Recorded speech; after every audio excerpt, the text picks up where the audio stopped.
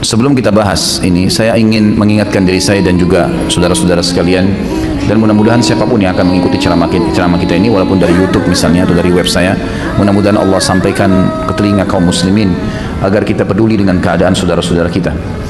Saya merasa bertanggung jawab menyampaikan di setiap pengajian saya, dan saya juga motivasi semua teman-teman yang saya kenal, dai-dai yang mereka juga punya pengajian yang banyak, agar sama-sama kita saling merangkul sekarang mengajak kaum muslimin melakukan beberapa hal yang harus memang mereka lakukan, sudah bukan hal pilihan lagi. Yang pertama, mereka harus menyisipkan di doa mereka agar mendoakan seluruh muslimin di seluruh pelosok muka bumi ini yang sedang terpuruk, tersiksa, terhina. Tiap hari minimal ada satu orang dari muslim Palestina terbunuh, hampir tiap hari. Itu minimal, bisa lebih daripada itu.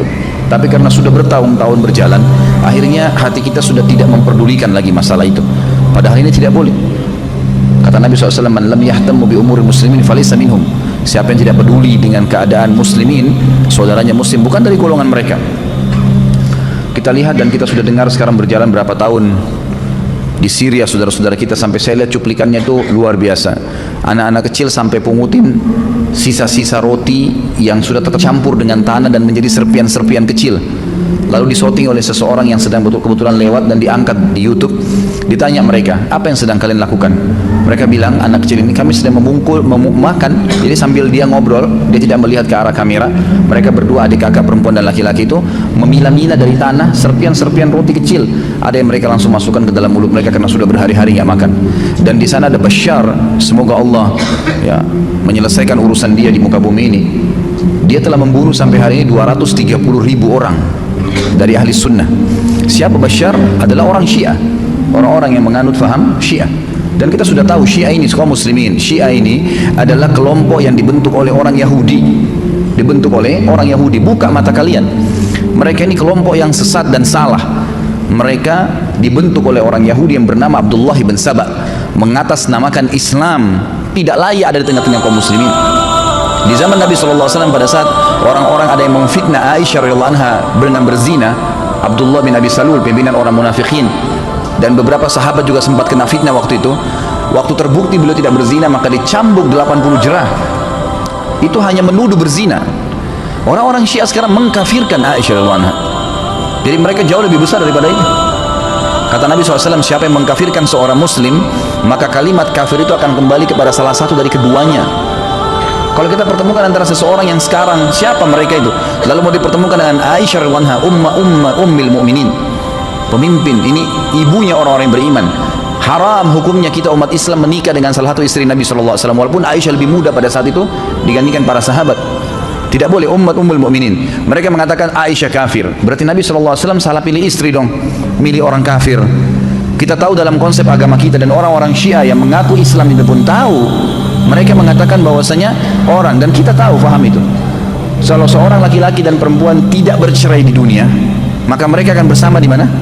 Di akhirat. Sampai meninggal Nabi SAW, Aisyah radhiyallahu anha tetap di bawah naungan Nabi SAW. Artinya jelas Aisyah akan bersama dengan Nabi SAW di surga. Belum lagi hadis Nabi SAW, tentu mereka tidak akui hadis-hadis ini karena sahabat dikafirkan oleh mereka. Tapi hadis sahih riwayat Hakim, kata Nabi SAW, saya tidak dinikahkan oleh Allah. Artinya pernikahan Nabi SAW Allah yang atur, kecuali dengan wanita-wanita ahli surga. Artinya semua istri saya ini ahli surga. Dalam hadis yang lain, nanti akan kita titipkan di tablik akbar hari Sabtu besok insya Allah, masalah Talha bin Ubaidillah.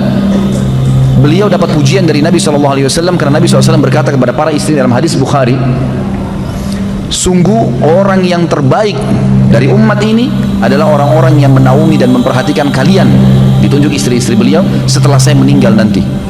Artinya kita disuruh menghormati, ya, menafkahi. Dan Talha bin Ubaidillah orang yang paling gerilya dalam membiayai ummahatil mukminin setelah meninggalnya Nabi SAW. Kita disuruh biayain. Mereka mengkafirkan Abu Bakar dan Umar. Siapa Abu Bakar dan Umar? Orang yang pertama masuk Islam, muhajir, yang Allah puji mereka. Disebutkan dalam Al-Quran, Allah sudah ridha dengan mereka. Allah menyuruh, Allah mengatakan radhiyallahu anhum wa radu an, kekal dalam Al-Quran untuk para sahabat, dan itu terutama orang-orang muhajirin dan ansar, dan banyak ayat yang memuji masalah ini. Pimpinan mereka, seluruh sahabat sepakat kalau ada Abu Bakar dan Umar bersama Nabi SAW, mereka tidak berani berbicara. Mereka menunggu kedua orang ini berbicara. Dan Anda kalau ikut tabligh akbar kita yang lalu tentang Abu Bakar dan tentang Umar, bagaimana fadilahnya disebutkan dengan banyak, mungkin ratusan hadis Nabi SAW tentang fadilah mereka. Dan yang paling penting secara jenjang sosial, mereka adalah mertua Nabi SAW. Bagaimana bisa dikafirkan mertua Nabi sementara Nabi SAW sendiri memilih mereka sebagai mertua, dan mereka jelas meninggal dalam keadaan Islam. Subhanallah. Berkedok Islam ini lalu masuk di tengah-tengah jasadnya kaum muslimin, ini berbahaya.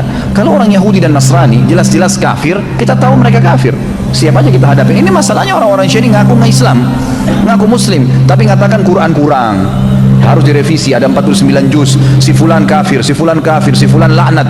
Apa ini? Sampai di Iran sekarang pembunuhnya Umar bin Khattab, Abu Lulu, dibuatkan kuburan, masjid dibuatkan kuburan, dan mereka hampir tiap hari ada cuplikannya dengan saya. Dalam bahasa Arab mereka mengucapkan di kuburan itu, ya Allah bangkitkan kami bersama Abu Lulu, karena dianggap Abu Lulu mujahid bagi mereka karena berhasil membunuh Umar bin Khattab. Pantas mereka dibangkitkan sama Abu Lulu nanti, yang jelas-jelas meninggal dalam keadaan kufur, membunuh Amir Mukminin. Tidak ada satupun sahabat yang mendukung perbuatan Abu Lulu kecuali mereka. Siapa orang-orang ini? Subhanallah, masuk di tengah-tengah kubu umat, tapi umat kita ini masih tidur. 230.000 orang wahai kaum muslimin dibunuh di Syria tiap hari. Dan sejantan, kalau laki-laki itu jantan, dia akan membunuh menghadapi laki-laki. Ini enggak, perempuan, anak-anak, orang tua, semuanya dibunuh. Ini kejantanan dari mana ini? Gitu kan? Kalau jantan hadapin laki-laki, memang begitu. Dalam Islam kita tahu kalau jihad nggak boleh bunuh perempuan, nggak boleh bunuh anak-anak, nggak boleh bunuh orang tua, nggak boleh bunuh orang menyerah. Ini enggak, diperkosa, disiksa. Antum kalau lihat cuplikannya bagaimana mereka menyiksa kaum muslimin ahli sunnah ya. Jadi mereka mengatakan ahli sunnah memang pengikut sunnah Nabi SAW, yang sekarang mereka sebarkan lagi momok baru bagi ahli sunnah, Wahabi, supaya orang ketakutan dengan Wahabi. Siapa Wahabi? Orang yang mengikuti sunnah Nabi. Cirinya apa? Yang berjenggot, yang tidak isbal, yang rajin sholat 5 waktu, yang dahinya hitam. Subhanallah. Orang yang jelas-jelas ikuti sunnah Nabi SAW, mereka katakan Wahabi supaya orang takut. Banyak muslimin ikut-ikutan. Ini bagaimana ini? Gitu. Kenapa kita terus-menerus tidur nggak sadar? Di tengah-tengah kita hidup mereka bersama dengan cara-caranya, metode mereka hidup, dan dibiarkan. Subhanallah, kok ahli sunnah tidak pernah menyakiti orang Syiah, didakwai. Tapi kalau Syiah menyakiti, membunuh ahli sunnah, mereka anggap halal darahnya. Di Irak mereka membunuh 150.000 orang, menggulingkan Saddam kemudian menggantungnya. Terakhir mereka masuk di Yaman, mereka merusak lebih dari 100 atau 1000 masjid dan rumah tahfidz Quran. Lalu kemudian mereka mengatakan tahun ini kami akan menyerang Mekah. Bagaimana nggak diserang oleh Raja Salman? Gitu kan? Wajar raja yang memegang haramain mengambil sebuah keputusan yang pantas untuk mereka. Ini berbahaya di tengah-tengah umat Islam mengaku muslimin tapi bisa membakar Al-Quran, bisa menginjak-injak kepalanya para ulama ahli sunnah dan dibunuh. Universitas-universitas sunnah semua di Yaman sekarang ditutup di sana. Ini perbuatan yang luar biasa. Dan subhanallah, cara mereka di Yaman kemarin adalah mereka masuk kepada pemerintah, kemudian mereka sudah membuat militan-militan mereka, kemudian mereka masuk ke pemerintah Yaman, kemudian mereka mengatakan tuh kelompok-kelompok Wahabi itu, maksudnya ahli sunnah, itu orang-orang yang membuat kekacauan, teroris, tangkapin mereka. Berhasil dengan lobby-lobbyan mereka, bantuan dana, dengan saling berbagi ya, budaya ya, dan seterusnya. Akhirnya pemerintah Yaman betul-betul menganggap begitu, ditangkapin semua ulama-ulama ahli sunnah, ditangkap-tangkapin. Setelah ditangkap-tangkapin, subhanallah, tidak ada lagi saingan mereka di lapangan. Dengan militansi yang mereka miliki, digulingkan presiden Yaman. Akhirnya apa yang terjadi? Presiden Yaman sendiri baru sadar, baru dia menyurat kepada 6 negara teluk di sekitarnya, Bahrain, Emirat, Qatar, Saudi. Mereka kirim surat, akhirnya minta tolong bantuan. Barulah dibantu dengan saudara-saudara muslimin yang ada di sana. Tapi mereka melakukan itu. Subhanallah, pola yang mereka gunakan sekarang di Indonesia sama, saudaraku, sama. Pendekatan kepada pemerintahan hari-hari sekarang ini sama retorikanya di Yaman. Kita nggak mau buka mata nih. Banyak teman-teman kita sekarang, bahkan di UIN yang banyak orang-orang liberal sekarang banyak menulis disertasi. Ada beberapa disertasi judulnya bahayanya Syiah terhadap NKRI. MUI mengeluarkan fatwa tentang waspada terhadap kesesatan Syiah. Sudah disebarin, semua ormas Islam yang bergabung di MUI sudah mengeluarkan fatwa itu. Dai-dai kita sudah membahas di sana sini, mengingatkan hati-hati, berbahaya, gitu kan? Ini harus dibuka mata, nggak boleh tinggal diam nih melihat keadaan begini. Minimal sisipkan doa agar Allah SWT sempitkan langkah mereka atau menghilangkan mereka sekaligus dari Indonesia. Ini tidak boleh dibiarin, tidak boleh dibiarin sama sekali. Ini berbahaya sekali di tengah-tengah umat Islam. Mereka seperti racun yang masuk, seperti jarum-jarum yang banyak masuk dalam jantung umat ini. Ini tidak boleh dibiarkan. Kapan mereka berkuasa, saudaraku, pasti mereka akan membantai kaum muslimin. Karena bagi mereka ahli sunnah halal darahnya. Tidak pernah ahli sunnah mengatakan darahnya Syiah halal, tidak pernah. Kalau mereka tidak buat kerusakan, tidak pernah dipermasalahkan. Selama ini bertahun-tahun mereka masuk haji mengatasnamakan Islam, diizinkan oleh kerajaan Saudi. Kecuali kalau mereka buat makar, baru kemudian ditangkapin. Kalau enggak dibiarkan, gitu kan? Karena masih membawa simbol Islam. Tapi kalau mereka berkuasa mustahil. Depan mata kita 3 negara sekaligus. Syria 230.000 orang, Yaman, Irak 150.000 orang. Sekarang di Yaman itu tidak tahu terhitung puluhan ribu orang sudah dibunuh, gitu kan? Begitu. Jadi mereka menganggap halal. Mereka menganggap halal. Ini berbahaya sekali. Sekarang ini sudah masuk ratusan ribu jumlahnya, bukan 1.000 2.000, ratusan ribu pengungsi dari Iran. Alasannya mengungsi. Kenapa? Katanya negaranya makmur. Ngapain mengungsi di Indonesia? Dan beberapa teman-teman kita coba mengikuti, ternyata itu adalah militansi, ya. Mereka memiliki keterampilan militer yang masuk. Untuk apa masuk ratusan ribu di Indonesia? Ini nggak boleh dibiarin ini, gitu kan?